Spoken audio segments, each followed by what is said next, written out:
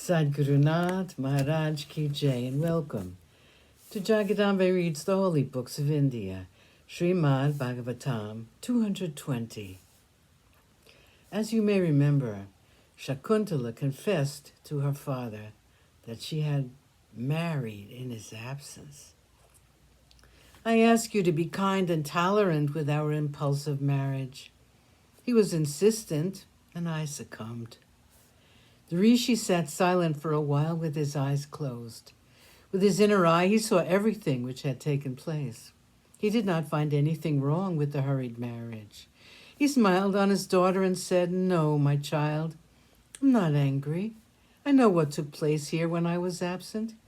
Without taking me into consideration, Dushanta, a king of the Paurava house, and you, my daughter, have entered into this holy state of marriage. You naturally think that I will be offended, but I am not. Do not be afraid either for yourself or for your husband. You have done well by choosing a good man for yourself. As for the Gandharva marriage, the king was right. It is very common among Kshatriyas, and you have also insisted on the correct rituals to make sure of the future of the child. You will be the mother of a noble son. Dushanta is a righteous king, and he is famed the world over for his upright character. He's the best among men, and he has chosen you as his wife. You will be the mother of a son who will rule the entire earth, bound by the seas on all sides. He will be a monarch. I am really very happy about your choice of Dushanta. Several years ago, you came to me, and the thoughts of finding a worthy husband for you have been in my mind constantly. You've solved the problem for me. I'm pleased with you, and to show my pleasure, I'm ready to grant you any boon you ask of me." Shakuntala cried openly now and said, "My father, do I have to ask a boon of you? You have ever given me everything I wanted. Yet since you have commanded me, I will ask you. I want you to be kindly disposed toward Dushanta, who is my husband. I want nothing more of you." Kanva willingly granted her wish and stroked her head with affection. He said, "From today you should learn the ways of the city and learn how to deport yourself as the queen of the Paurava monarch." He then thought of purifying her, and with this thought in mind, he stroked her gently.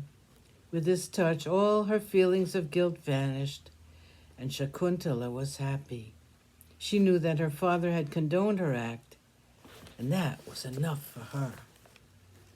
138. Shakuntala waits in vain. Shakuntala realized after some days that she was bearing the son of Dushanta in her womb. She was very happy. The child was growing inside her. But along with that, a new worry was growing too. The king had told her he would come again and take her back with him to the city. For the first few days, she did not think much of the delay in his coming. But the days became weeks, and still he did not come. Nor did she receive any news of him or from him. She said, "He must be busy with the problems of a ruler, and so he could not find time to devote to me and the thoughts of my going to him. I will wait patiently."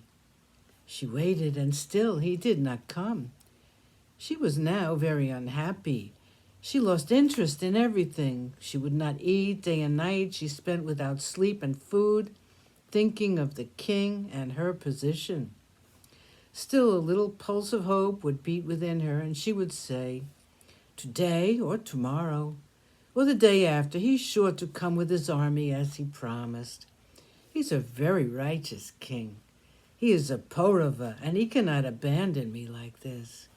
She would count the days, and the days became weeks, and now months passed by.